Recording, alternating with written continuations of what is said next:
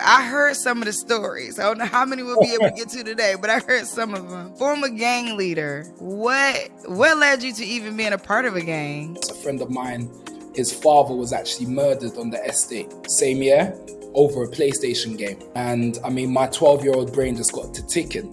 How can I stop this from happening to me and mine? What was the pivotal moment? What was the moment where it's like gang leader of one of the most notorious gangs in London to, okay, now I am a fund manager? Like, how do you do that? I mean, so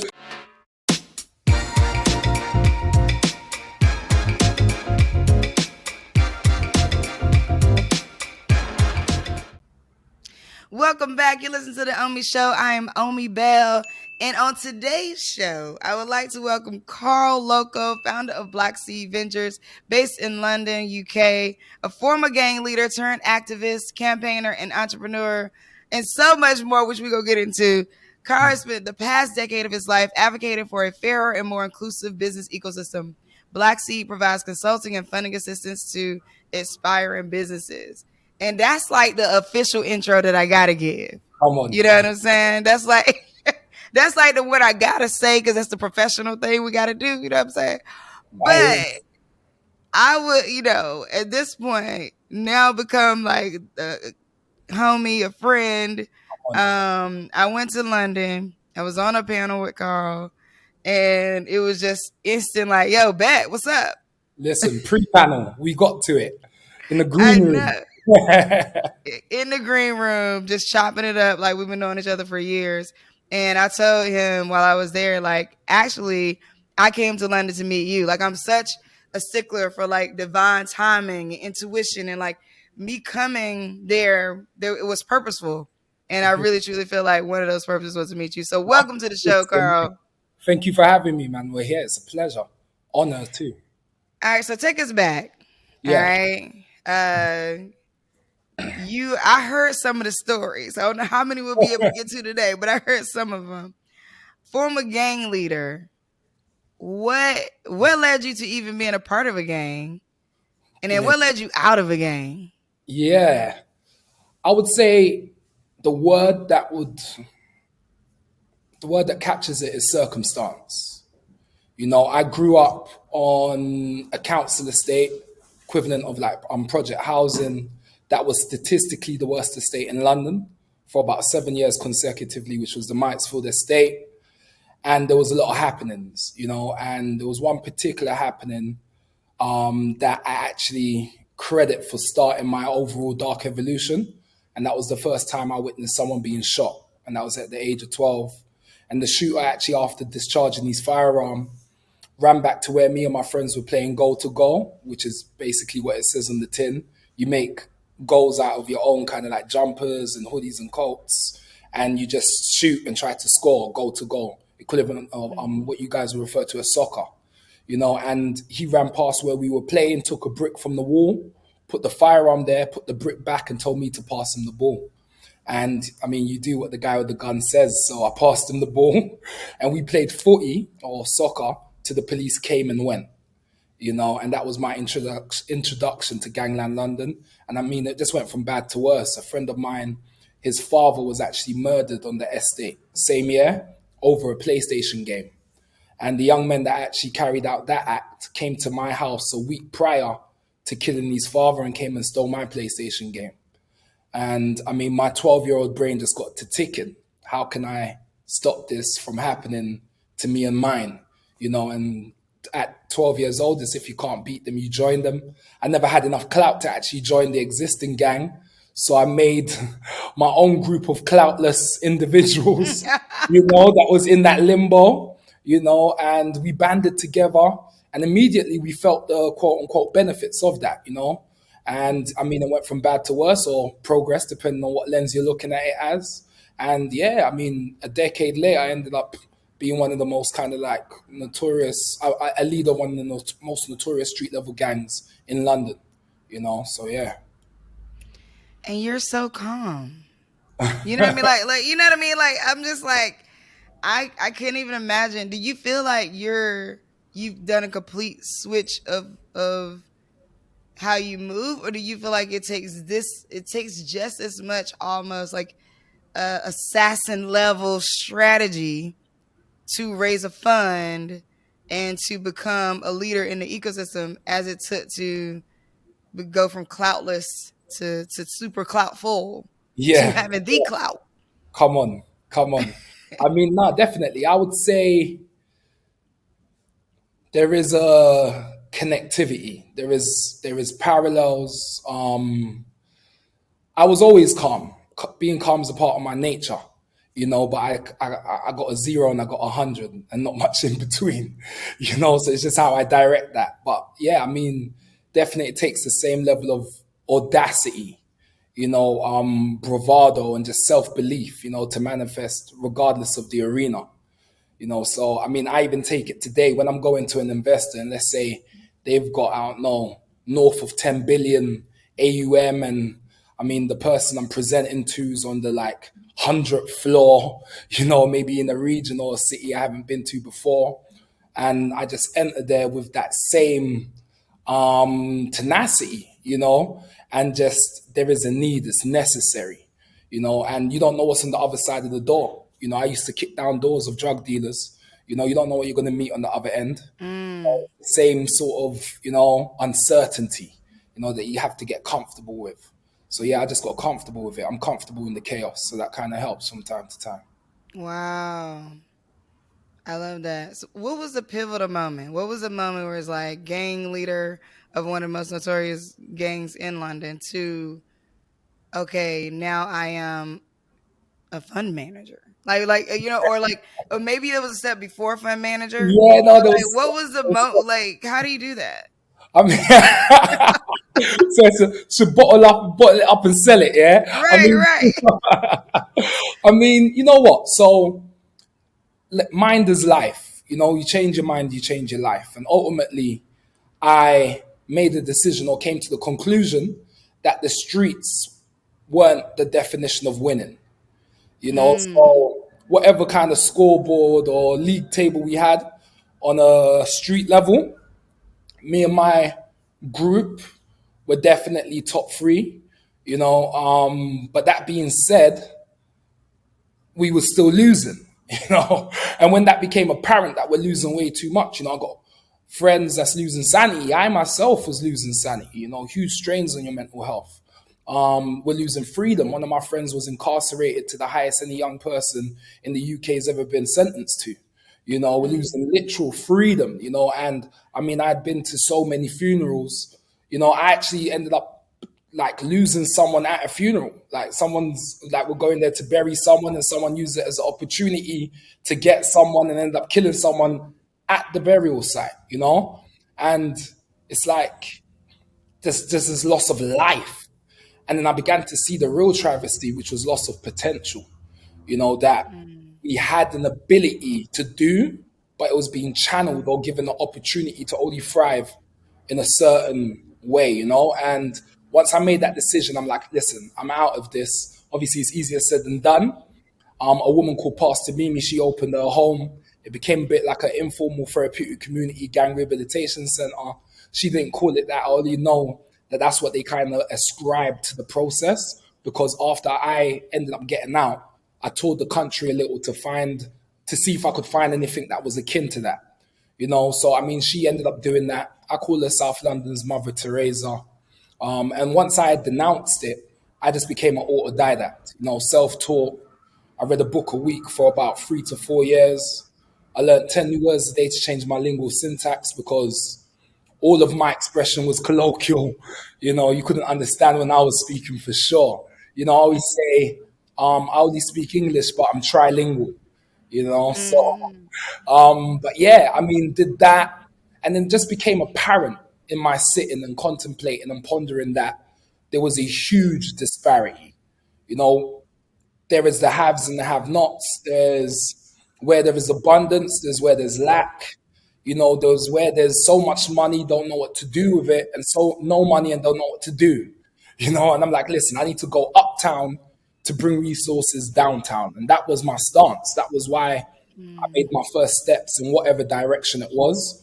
And eventually, when I went uptown, I ended up making some meaningful relationships, depth of relationship, and ultimately began to try and translate those relations into ways that could benefit and add to my direct community.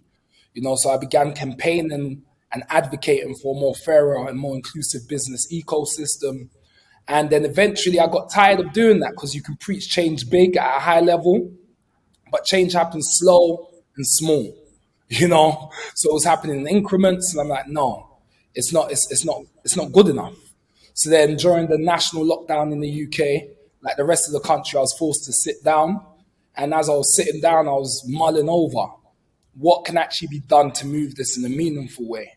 And it was during that national lockdown that I stumbled upon the overall concept and came to the genesis of what is now Black Seed, which is a fund exclusively for Black founders led by Black founders. So yeah, that's where we're at.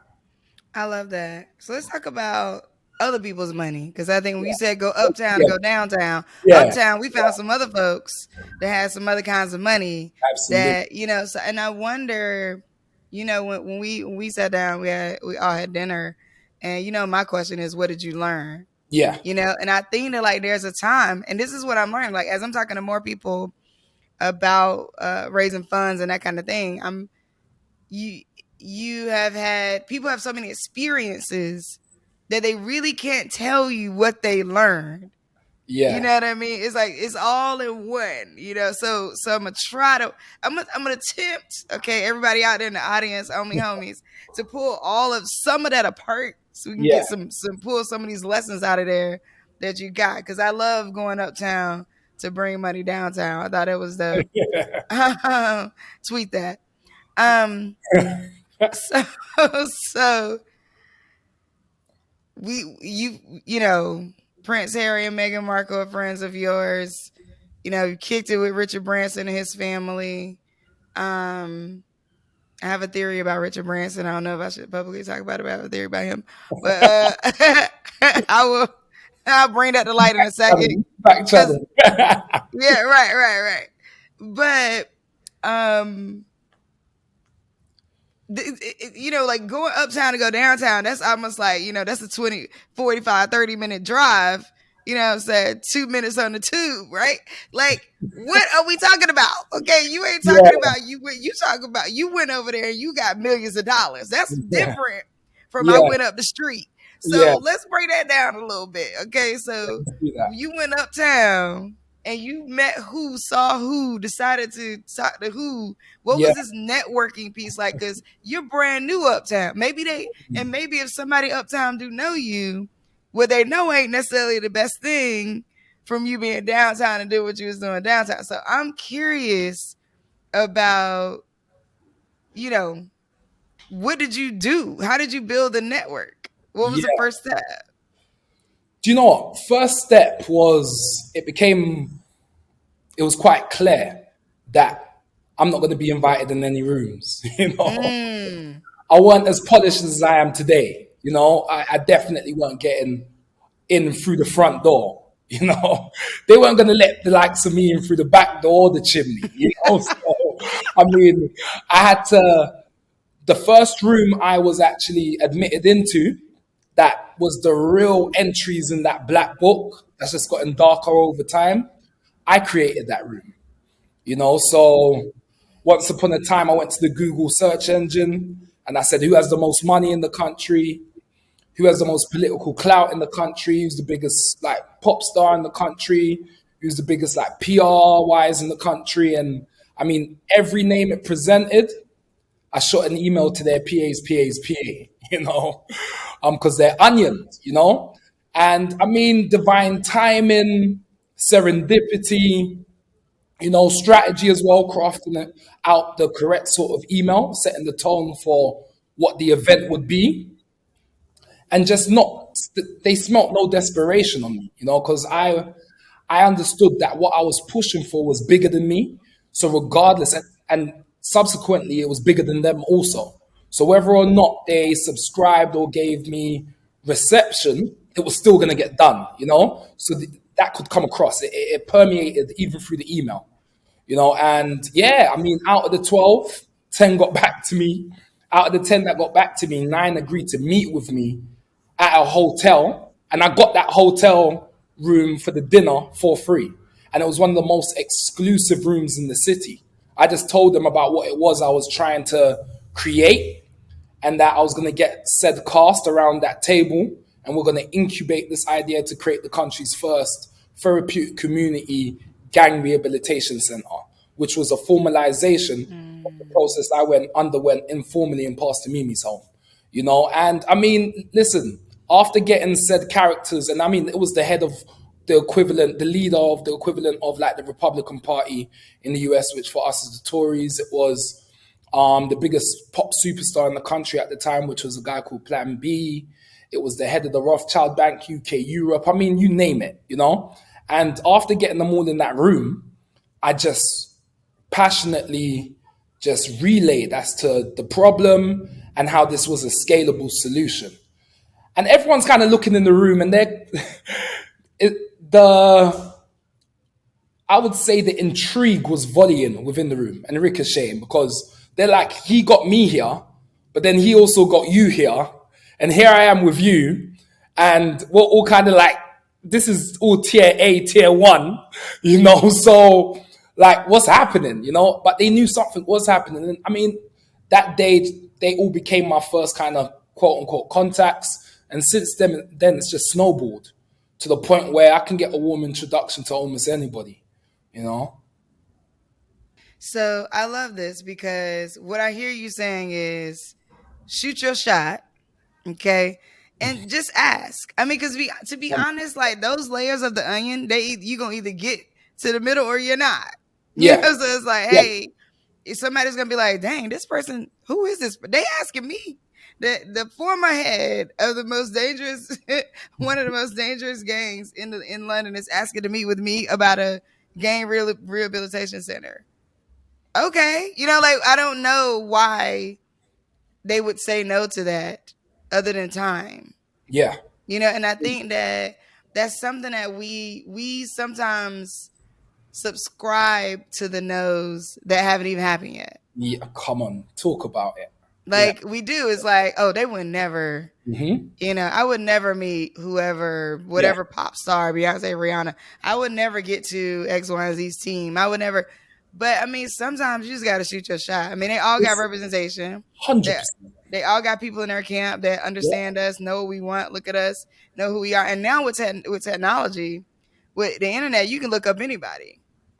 So if you put enough work, that's really inspiring to me. I'm just gonna, I'm gonna write down a list of people that I want to get to, and I'm just start shooting my shot. Come on, let's go. Let's go. I love that. It's available. Okay. It's available. What I also heard you say though, yeah, is learning how to craft these emails to get people to respond. Yeah, here. Like, yeah.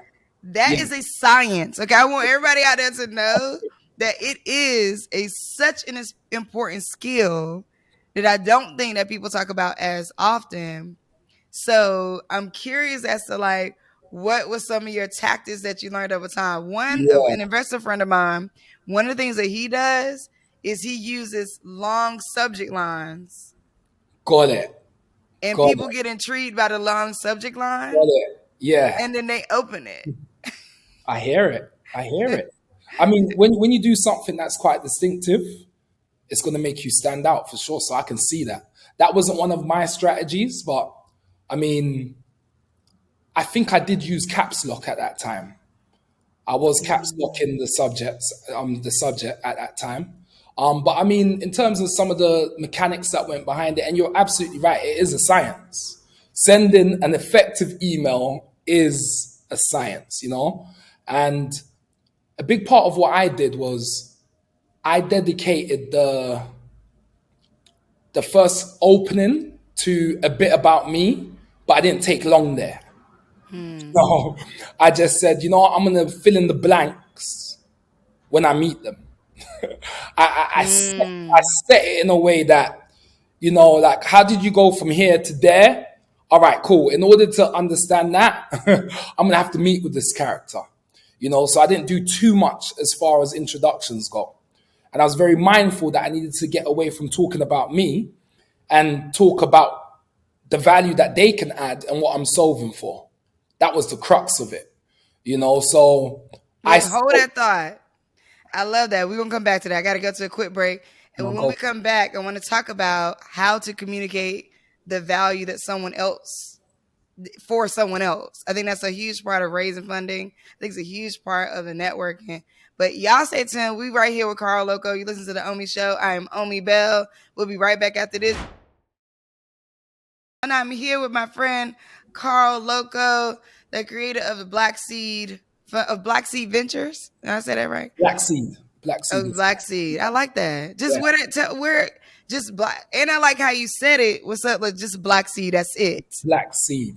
We just do Stamp what we say that. on the tin. You know what I mean? Stamp that. Write that. We're here. Put that on. Put it on a t-shirt. What's up? Put it on a billboard. Black Seed. That's what it is. What? Why did you name it Black Seed? I mean, great question. First, it was without a name. You know, it had form but no name. It was nameless, and I was just stewing. We're having a conversation internally. We're like, "What we're gonna call this thing?" You know, and then I'm like, "We support black founders, and we're doing seed stage investments." So I'm like, "Black seed." Just there we are. Boom. Damn. You know. That's right. There it is. Well, that was easy. Okay. On to the next. Like, We got to get out here and raise some money. We got time to be thinking about naming come things. on, it's there. All right. So, okay. Let's talk about rooms you've been in. All right. Because we talk about networking a lot. And honestly, I feel like that's really the thing that people need to focus on is social capital. Agreed. And so there's meeting people, then there's networking, then there is actually being able to say that they are social capital. Come on. Right. And so Yep. for me, those stages of like, yeah, I met you, we cool. But like then being able to say you're in my network, Yeah. that's a different thing. What do you think about that transition from like, oh, I met you, we're cool, hey, great, thanks, to like now you're in my network? Like Yeah. what have you seen in that journey of your own, for yourself or like for founders? And what would you recommend for people trying to go from, oh, well, I met such and such to like actually like, oh, this person's in my network? Yeah. I mean, do you know what? The meeting's important. That's the beginning. That's the genesis. Yeah. But you're right. Beyond that meeting, in terms of being able to say that now we have a relationship, that's now depth and breadth. And that can come by meeting on more than one occasion. That's one way to kind of foster connection. Then there's moving it from the usual, I don't know, surface interactions, to a point where it's now we're connecting on a human level. So I see you, you see me, and we acknowledge that each party is seen, and we want to see each other win. So now when we get there, that's now you are a part of my network because I know not only what you represent and what you're building, but I have a taste for who you are. And the who you are piece is vital because that's around the integrity play. I need to know who you are to feel comfortable to then cross pollinate you with others within my network. So if we don't have that rapport, then I'm going to have anxiety when it comes to making the volley or teeing up an introduction. So for me, it's just around creating environments, interactions, encounters that allows the person to see who you are and to connect more with what you're building.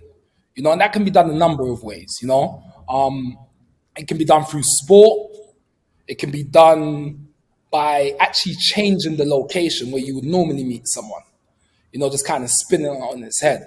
One of my earliest, like, I go from ally to partner, so I would describe him as one of my partners, even though our names aren't maybe scribbled on a formal piece of documentation together, but I partner in this game with him. You know, he's in a completely Mm. different industry to myself.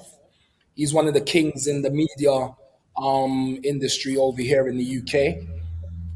He helped to create like do that thing between Rihanna and River Island, and I mean like he's just a mover and a shaker. And we used to go to the theater once a month.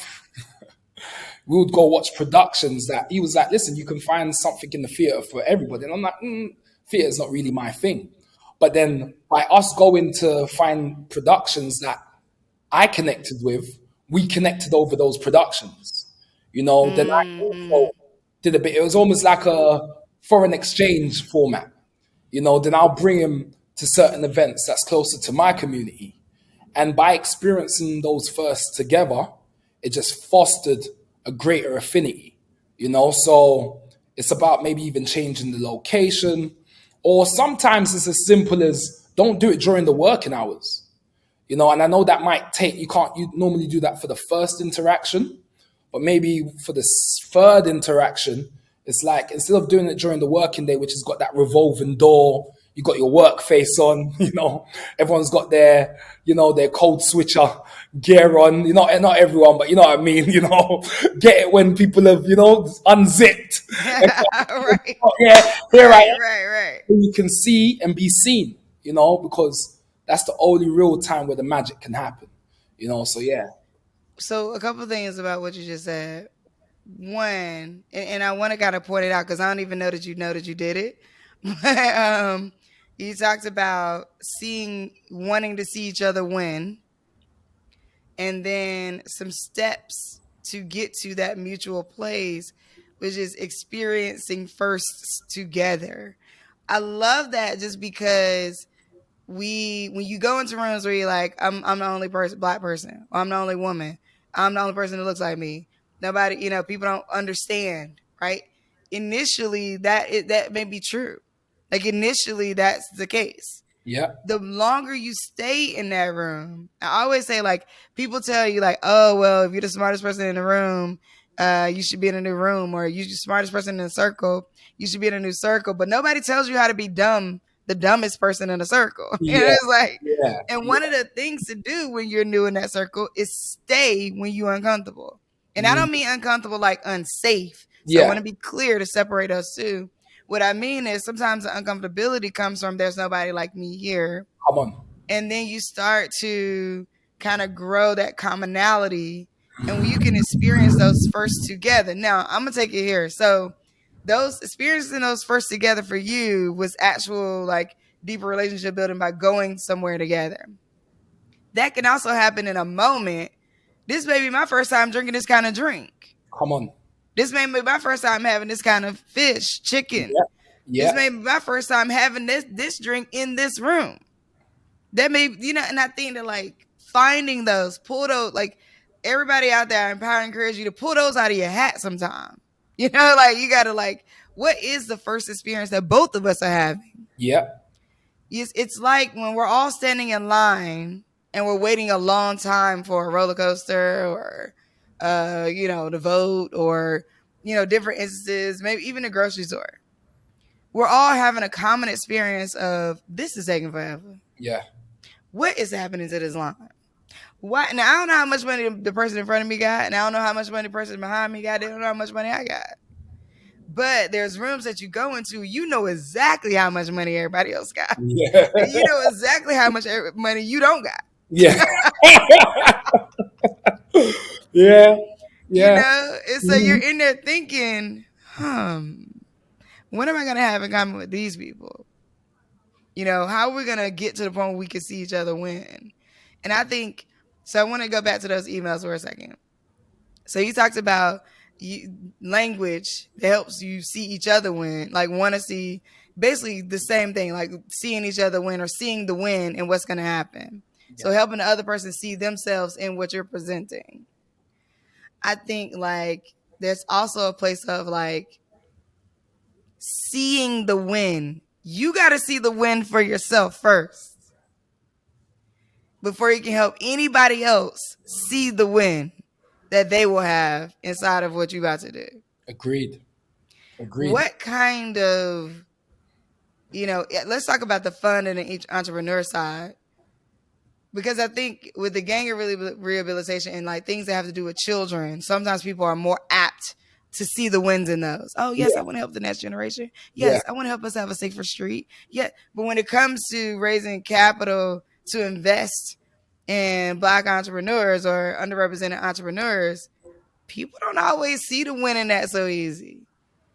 So, like, what are some of those conversations that you have to get people to see the win in investing in underrepresented founders? You know what?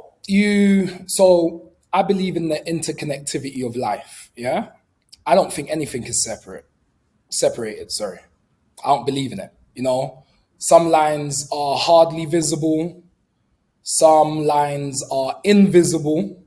Some lines are explicitly visible. Yeah. But all things have lines. And let's take, for example, raising money for a black fund or explicitly a fund to invest in black founders.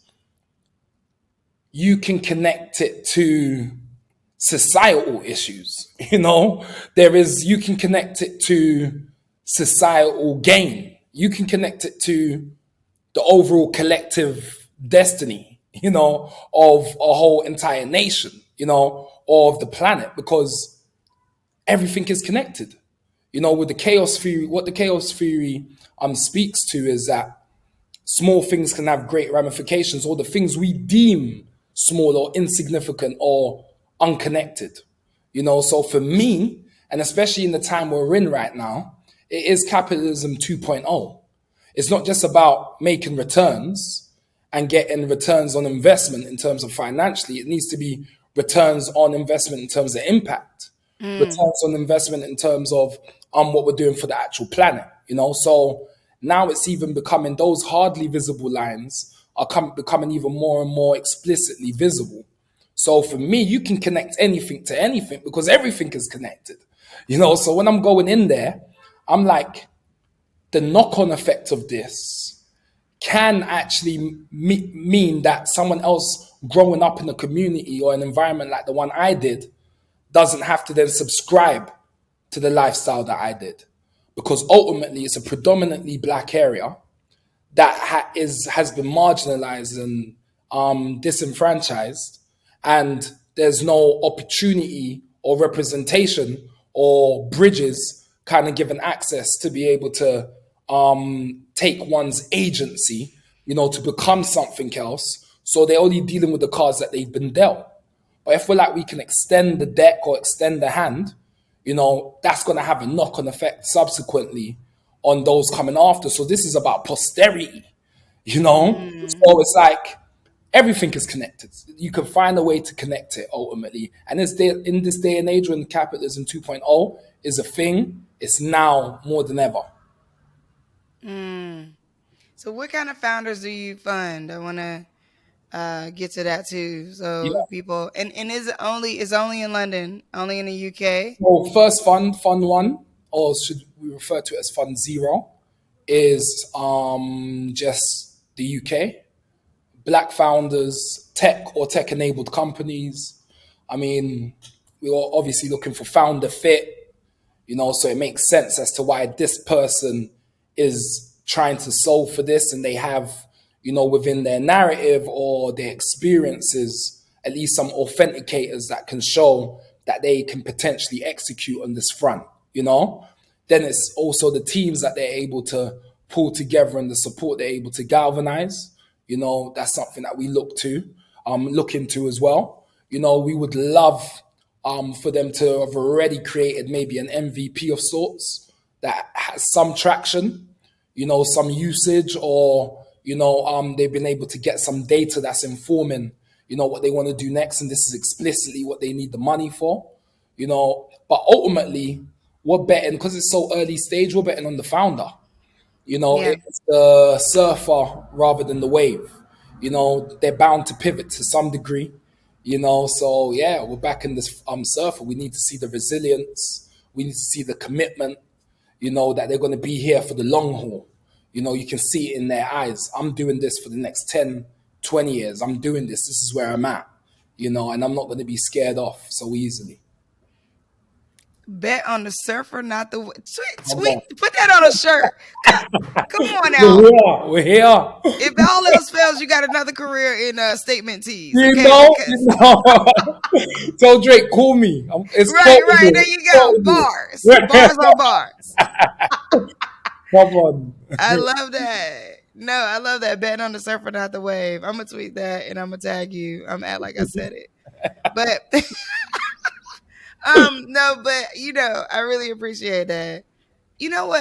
I want to just talk a second about what are some of the challenges that Black founders are facing in the UK. Like the Mm, audience that you're speaking to right now, like that's hearing us right now, is largely in the US. I think sometimes we're oblivious to like there's whole other worlds being lived in where the Black diaspora is also suffering in different ways. yeah. And one of the things about the UK, and I named this, if you hear this anywhere else, you know it came from me and somebody took it. I'm calling it the politeness epidemic. Okay, which is the idea that Yeah. we have to be nice. Yeah. And in being nice, we don't confront. And Mm, in being nice, we kind of don't tell you the truth either. And mm, in being nice, we also don't tell you no, even though we know it's no in the middle of talking to you. And in being, you know what I mean? It's like, in being nice, there is this, some deep racism there that we don't, oh no, that doesn't exist, mm. in the UK. And so, I'm interested. What kind of things are Black founders facing? Yeah, I mean, so there would be no, I would say, quote unquote, oppressive, institutionally oppressive America without the UK. Mm. No. We So, gotta hold up. yeah, Hold up. You just said yeah, we gotta let the beat yeah, breathe on that one, okay? Because yeah, you just said a thing that we don't often give enough light to. yeah. That's real. That Yeah. is 100% real. Okay, go Yeah. ahead. So, I mean, in terms of maybe the quote unquote father of this being the UK, you know, I mean, it's hard to teach an old dog new tricks. Mm. Well, there is a overall perception over here that if you come from particular stock, that you have the monopoly on ability. There is a overall bias, that a certain tilt or archetype in our society, are the ones that aren't lazy, are the ones that are innovative, are the ones that are, willing to do the work or intelligent, and there's huge automatic assumptions over this side regarding your pigmentation. There's huge unconscious biases that play out, and it shows in the data. It shows in the data. The data speaks. There's only 0.24% of venture capital funding in the UK goes towards Black founders, and 0.024% towards Black women, and 0 point anything just means nothing. Nothing is going in a Black direction when it comes to venture allocation. So I mean, that's just showing, and in an industry or asset class where, I mean, yeah, in a space where it's just purely to get returns, they're placing bets and where they have the conviction that returns can come from. So they're also saying where they deem, indirectly the value to lie. So it speaks volume to just the state of play over here. And you're Mm. right with the overall distraction that I feel, or more than a distraction, it's more a cop out that the UK get to press the button on from time to time, and they're like, we don't have sheriffs, shooting down Black men in the street. I say that last month, a young Black man unarmed was gunned down and killed. But I mean, it's not a constant, and maybe at the tempo it is in the US. So they're like, oh yeah, and William Wilberforce abolished slavery in the UK 100 years before America. So we don't have a racism problem. There's no racism here, but clearly there is, because when you go to the C suites, when you go to the director tiers, when you walk into certain shop floors, I mean, it is all white, So yeah, it's real. Wow. Well, I want to end on your last word. What would you want our audience to know, do, get engaged in, or any last word you'd like to give? Last words. Last words for the show, because Yeah, long yeah, live. we can keep going. We can keep going. But last words for the show would be to just get cracking, you know? We got an internal joke over here at Black Seed where everyone just says, yeah, Karl Lokko from Uber to F1, He went, he went from being an Uber driver to now he's Formula One, getting that, and that's just I because love that. I just dare to do. It's like there's not going to be any optimum time, and I get timing is everything. But like the time to begin is now. Just start where you're at. So I would say in terms of just start, and ultimately it will be a call to action. Collectively that I operate and react like an old rich white man. I spend a lot of time with old rich white men. And what they tend to do is three-way, four-way, five-way deals.